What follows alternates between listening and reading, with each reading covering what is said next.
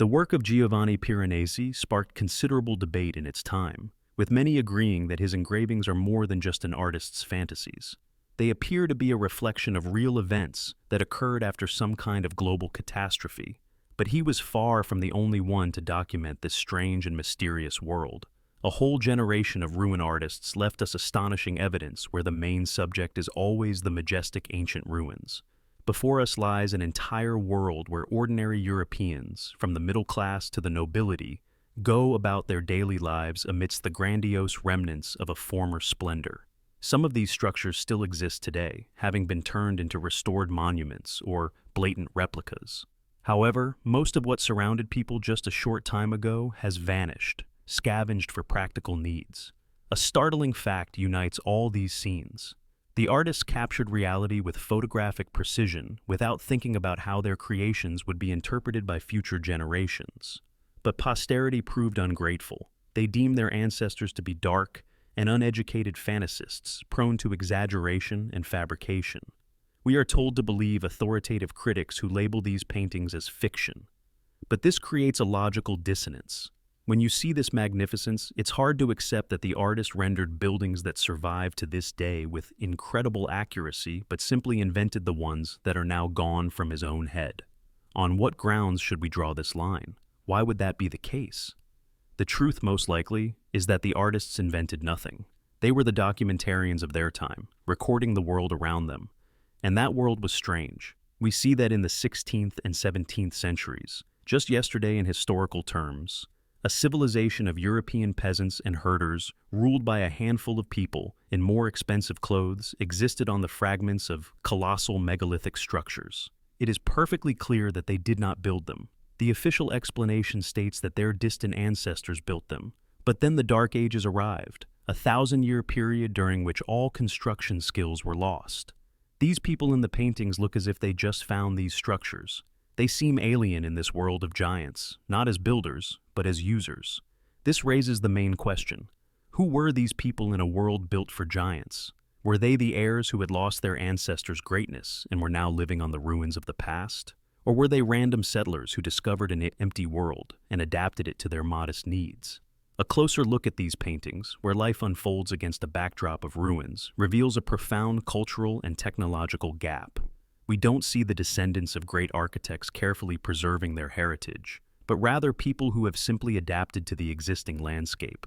Shepherds graze their livestock in courtyards, surrounded by colossal arches, and merchants set up their stalls in the shadow of grand colonnades. For them, these gigantic structures are not sacred temples or palaces, but merely convenient shelters from the weather or a ready-made quarry from which to take stone for building a barn. There is an obvious dissonance between the mundane earthly concerns of these people and the cyclopean scale of the architecture that surrounds them. They look out of place, like a tribe that accidentally stumbled upon an abandoned city of gods and repurposed it for their own needs. This gap becomes even more apparent when you pay attention to the details of the buildings themselves. The size of the ceilings and doorways is particularly striking. For a person of modern or even that era's height, these dimensions seem absurdly large. From a construction standpoint, it's irrational, too costly, and labor-intensive. From a user's perspective, it's pointless and wasteful. Imagine a dwelling with such gigantic spaces. Even in a Mediterranean climate, it would be nearly impossible to heat in the winter, and in the summer, there would be no escape from the scorching sun. Ventilation in such rooms would turn into constant drafts. While a theory about a drastic climate change might explain some things, all the other questions remain unanswered. This leads to two main theories to explain this gigantism. Either the builders of these structures were giants for whom such dimensions were normal, or it was so easy for them to build such colossal objects that they didn't think about rationality and resource conservation. The giant theory is appealing, but it falls apart when confronted with the facts. Where are their remains? Archaeology finds no evidence of an entire race of unusually large humanoids on Earth, aside from a few unique individuals. If such a race existed, how did it manage to disappear without a trace, leaving nothing behind but its buildings? Consequently, we are left with the second version. The builders were not giants, but they possessed capabilities that allowed them to disregard costs. This, however, only raises new questions. If they were people of our height, why did they need such huge doorways and ceilings? Perhaps these structures were not intended for human life as we understand it. We are facing the legacy of a completely different, unknown civilization whose logic, goals, and abilities were radically different from our own. What kind of civilization was it, and what technologies did it possess to so easily erect such colossal structures as if it were something mundane for them, not requiring titanic efforts? Putting aside the question of who these gigantic structures were intended for, we inevitably face an even more complex mystery. How were they built? Modern humanity, with all the power of its science and industry, struggles to complete projects of a similar scale. The construction of even a single skyscraper requires a colossal mobilization of resources. And here we are talking about entire cities built of stone with astonishing precision and elegance. Let's imagine for a moment what is needed for such construction. First, a developed mining and raw materials industry is required. It was necessary not just to find, but to extract millions of tons of stone, be it travertine or other rocks. This implies the existence of quarries, tools for cutting and extracting blocks, and knowledge of geology. Second, industrial production of building materials, tools, and equipment is needed. The stone blocks had to be processed, given a perfect shape. This requires not primitive hammers and chisels, but high precision and durable tools. Third, and this is one of the most difficult points, a developed system of transport and communication is essential. How do you deliver multi-ton blocks from the quarry to the construction site, often over tens or even hundreds of kilometers? This requires not just a cart drawn by oxen, but an entire infrastructure of roads, lifting mechanisms, and possibly special transport. Furthermore, coordinating such a large-scale project requires a communication system. Finally, at the core of all this must be a powerful scientific base, a system for collecting, analyzing, and accumulating knowledge, institutions for training engineers and architects, uniform standards, and a centralized government capable of managing this complex process. Now, let's return to the people we see in the paintings. The peasants and herders of the 16th and 17th centuries had none of the above. Their world was one of manual labor, primitive technology, and local communities. The gap between their capabilities and what surrounds them is so vast that it cannot be explained by a simple loss of knowledge. This isn't a situation where grandchildren forgot how their grandfathers built a complex machine. It's more like ants colonizing an abandoned microprocessor. They can use it, but they can never comprehend its nature, let alone reproduce it. In addition to the overall scale, the paintings also feature specific artifacts that confound official history. For example, in the works of Giovanni Panini, one can see a pyramid in Rome. Even though the artist passed away 7 years before Europeans, according to the timeline, rediscovered the pyramids of Egypt. The pyramids depicted also have unusual proportions. The ratio of their height to their base is completely different from all known pyramids, be they Egyptian, American, or Chinese. What were these strange stone structures? They were clearly not built as tombs, as it's doubtful they had any usable cavities inside. What then was their purpose? It's unlikely they were erected purely for aesthetics. We see traces of technology that looks like magic to us, but any magic is just technology whose principles we cannot yet understand. It's like how a simple lighter or a smartphone seems like magic to a tribesman from the Amazon jungle. The builders of these structures possess knowledge that seems mystical to us, but for them, it was entirely rational and mundane. However, if such a powerful and advanced civilization capable of such wonders existed, where did it go? Such knowledge and power cannot simply dissolve in time. They cannot be simply forgotten. Their disappearance must have been the result of something swift and all-encompassing. Something terrible must have happened. Studying the canvases of the ruin artists, one important detail becomes clear. The destruction they depict does not look like the result of bombardments or deliberate military annihilation. There are no bomb craters, no melted stones. The damage more closely resembles the effects of natural decay caused by time and natural disasters. Some parts were damaged by earthquakes, others deteriorated due to lack of maintenance. However, the juxtaposition of functioning fountains and pools with structures bearing signs of colossal erosion suggests that these buildings are of a very great age. But how old? The official chronology operates in millennia. But here, a paradox arises when it comes to confirming antiquity. Historians talk about centuries and thousands of years. But when funding for restoration is needed, The same experts claim that if millions are not allocated immediately, the world will lose a precious heritage by spring, a heritage that stood for 12 centuries and is suddenly on the verge of collapse.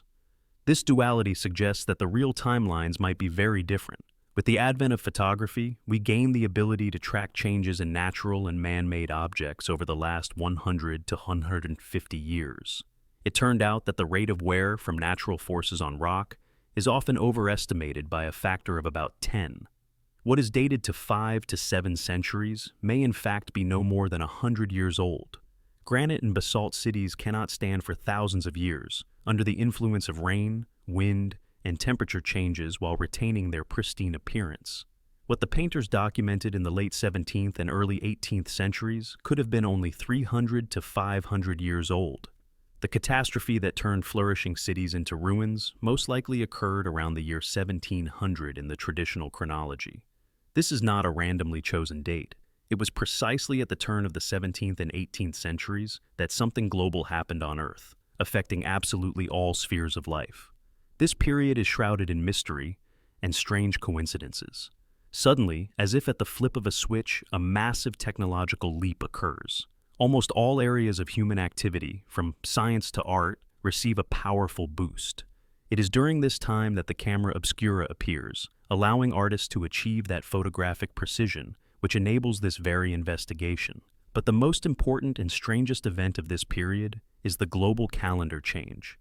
In the year 7208 from the creation of the world, which by a strange coincidence is the year 1700 AD, a new system of dating is adopted across Europe. This process looks like a forced reset of history, an eraser of the previous timeline and the imposition of a new one. Why was it necessary to sever such a huge chunk of time, numbering more than 7,000 years?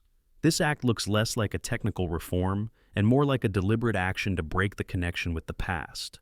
It's as if someone powerful pressed a reset button to start history from a clean slate on their own terms. Thus, the turn of the 17th and 18th centuries emerges as a kind of singularity point, after which the world became completely different. The paintings of the ruin artists created during this and the subsequent period show us the world immediately after this catastrophe. Fresh ruins not yet overgrown with forest, but already inhabited by new people who look bewildered and lost among the fragments of a former greatness. If a catastrophe did indeed happen and the old world was destroyed or radically changed, it is logical to assume that those who came to power after it, be they surviving elites or new forces, had to create a new version of history, a history that had no place for the previous great civilization, its technologies, and its achievements. But how, and more importantly, why did they do it? If a global catastrophe did occur at the turn of the 17th and 18th centuries, it left behind not only physical ruins, but also an information vacuum. Nature abhors a vacuum, and politics even more so. This void had to be filled with something. Thus, a new official version of history was born, designed to explain what happened and, more importantly, to conceal its true scale and causes. The perfect tool for such a cover-up became the concept of the Dark Ages. Take a look at the official timeline. Between the brilliant era of antiquity and the Renaissance lies a gap of 1,000 years. We are told this was a time of total decline, regression, and oblivion, when humanity supposedly lost all the knowledge and skills of its great ancestors. This 1,000-year hole in history looks extremely suspicious. It is too convenient to be true. It allows for any inconsistencies to be written off, explaining any technological marvel of antiquity with a simple, "they knew how back then but later forgot." This concept doesn't look like a historical period, but like an artificial insert, a patch covering something we are not supposed to see. The authors of this chronology, which forms the basis of our modern view of history, are considered to be the Jesuit scholars Joseph Scaliger and Dionysius Petavius. It was they who, in the 16th and 17th centuries, systematized and organized historical events, creating the timeline we still use today. But what if they weren't just systematizing, but constructing? What if their task was not to restore the past, but to create a new approved reality, one where there was no place for a previous highly developed civilization? Just 10 to 15 years ago, even mentioning a fabricated 1,000-year medieval period could have ended a scholar's career. Today, with the initial shock past, Even renowned academics calmly discuss the possibility of such a chronological adjustment. But why was this great deception necessary? The motives, as always in high politics, are purely pragmatic. The first and foremost motive is the legitimization of new power. Those who found themselves at the top after the catastrophe had to legalize their right to rule. If they admitted to being merely random survivors who settled on the ruins of a more powerful civilization, their authority would be zero. But if they presented themselves as saviors who led humanity out of the Dark Ages and revived the great legacy of the past, that's a completely different story. In this way, squatters become rightful heirs. The second motive is control through amnesia. A people deprived of their true history becomes a blank slate on which anything can be written. Any ideology can be instilled in them, any goal set for them. A person who does not know who their ancestors were cannot fully understand who they are and what they are capable of. This is an eternal principle of governance. To control the future, you must control the past. We see modern examples before our eyes. Any new regime begins by destroying monuments and rewriting textbooks to erase the memory of its predecessors and establish its own version of the truth. Finally, the third motive is the appropriation of legacy. By creating the myth of direct succession from great ancestors, the new elites automatically claimed all their achievements. The Colosseum was built not by unknown giants with incomprehensible technologies, but by our ancestors, the Romans. Thus, all the greatness of the past became the foundation for the greatness of the present. But if the truth about the creators of these cyclopean structures was so carefully hidden from us, perhaps the lie is much deeper than we think. What if not only the history of the last few centuries was falsified, but the very foundation of our worldview? What if behind the concealment of the truth about the ancient builders lies an even more shocking secret concerning the origin of man himself? What if our entire civilization is built on a false foundation, and we misunderstand not only our past, but also our own nature? If we assume that humanity in its current form is not the degraded descendant of a great civilization, but rather its younger sibling, or even its domesticated animal, then many oddities in our culture and history acquire a frighteningly logical explanation. We may be witnessing a grand cargo cult that has stretched across centuries. A cargo cult is a term describing the behavior of Melanesian tribes who, after encountering the technology of white men during World War II, began to imitate their actions in the hope of receiving the same benefits. They built airplanes and runways out of straw and painted medals on their bodies, believing that these rituals would compel the gods to send them valuable cargo again. Now, let's look at our own history. We have inherited fragmented memories of certain technological processes whose essence we no longer understand. But we copied the external form of these processes with astonishing accuracy, turning them into religious rituals. Think about it. What does praying before an icon resemble? A person stands before an image and speaks to it outwardly. This is very similar to a video call session. Could the icon be a distant, distorted echo of some communication device, and prayer an attempt to turn it on? We haven't even figured out how to properly use some of the artifacts we inherited. Take bronze cannons, for example. We started stuffing them with gunpowder and cannonballs, lighting them to fire a shot. But how were these copper tubes used before us? Perhaps they weren't weapons for launching projectiles at all, but something entirely different based on other physical principles. To understand this logic, we only need to look at our pets. When I start sharpening a knife in the kitchen, all the animals come running, the cats and the dog. A clear connection has been established in their minds. If the master, the god, rubs a magic wand against a magic crystal, pieces of meat or sausage will soon materialize out of thin air. They don't understand the entire process. Sharpening the knife, butchering the meat, cooking the food. For them, it is a sacred ritual that guarantees the appearance of food. If we imagine these animals becoming even more intelligent, they might start repeating this ritual themselves. They would rub sticks together with deep faith that if they do everything correctly, food will appear just as it did for their master god. It seems our own masters went away somewhere, leaving us alone, and we are still looking at the sky, mumbling memorized phrases in temples, and believing that a miracle is about to happen. This analogy leads us to a shocking but logical conclusion. The civilization that left behind the megalithic ruins was at such a high level of development that to our ancestors they were gods. The gap between them was no less than that between a modern human and a tribesman from the Amazon jungle. To that tribesman, Everything seems like magic, from a can of soda to a laser show. If we were to suddenly disappear, he would use the items he inherited for a while. He would certainly use a knife for its intended purpose, but a microwave oven at best would be adapted to store dishes. And when all these items wear out, he would most likely return to his familiar stone axes. But another scenario is possible. This advanced knowledge, in the form of incomprehensible but useful objects, could trigger development, and in a few centuries they might start building something new in the jungle. It seems the second scenario is what happened to us. We inherited not only ruins, but also precise knowledge of the planets, stars, the calendar, and a solid set of tools that allowed us to develop our own production. To them, we were something like useful, quick to learn, but still domesticated animals. We can support ourselves and even feed our masters, unlike cats, for whom we are the slaves. This version also explains the gigantic size of the structures. They weren't built for us. We just lived alongside them, like a mouse living in the basement of a human house. But if we accept this hypothesis, it immediately raises the most fundamental, most important questions for humanity. If we were created or tamed, for what purpose? What was our function in the world of those who effortlessly raise cities from mountains? This chain of reasoning leads us to the final, most important, and perhaps most unsettling hypothesis, which concerns not so much the past as the very essence of our existence. To find a solution, we must propose what seems at first to be a wild theory. Our world was created as it is, all at once. Someone created humans but immediately realized that in this form, they wouldn't last a day.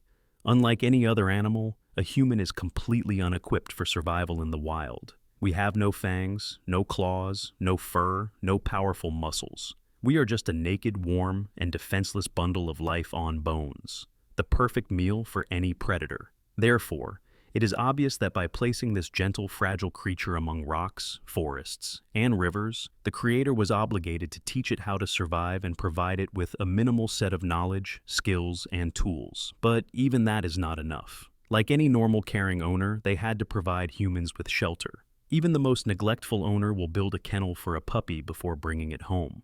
When you buy hamsters, you also get them an entire plastic town with houses, ladders, and water dispensers. And then you watch with amusement as your pets run between floors, drink water, and hide in their shelters. Does that sound familiar? Don't the people in the paintings of ruins behave in the exact same way? They live in a ready-made environment, not created by them, using it as they see fit. This comparison may seem crude and even cynical, but it helps to grasp the main idea. The ruins we see are not the legacy of our ancestors. They are our first kennels, our starter hamster cages provided to us by the Creator so that we could survive the initial stage. This seemingly wild conclusion is the only logical explanation for the paradox of how a completely defenseless creature not only survived, but became the dominant species on the planet. It was given a head start, knowledge, tools, and most importantly, ready-made city shelters. But no sane owner gets a pet just for the sake of it, without a purpose. Every creature has a function. We breed dogs for specific tasks, some for hunting, others for guarding, some for fighting, and others simply to adorn our homes.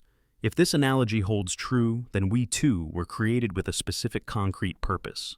We are not a random product of evolution, but the result of intentional selection or engineering. We are an accessory to something more important, a mechanism for protecting something very valuable. And this leads us to the final mystery. If we are guardians, what are we guarding? It's not necessarily something material. Perhaps this territory which we call our home holds something that cannot be touched by hands, but has enduring value for our creators. And it may very well be that this is the elusive spirit, the unique energy of a place that philosophers and poets try to describe. It turns out that the old paintings are not just images of ruins. They are windows into our true past, a key to unlocking our true nature. They vividly demonstrate that humans appeared on this planet simultaneously, with ready-made megalithic structures, knowledge, and tools for further development. The ruins can indeed speak. We just need to learn to understand their language. By studying them, we are not studying stones, but ourselves. The answers to the ultimate questions, who are we, where are we from, and why are we here, do not lie in falsified chronicles, but right there before our eyes in the silent majesty of these ancient walls. And this is our chance, a chance gifted to us by those artist documentarians, a chance we must seize together to try and uncover the true history of humanity.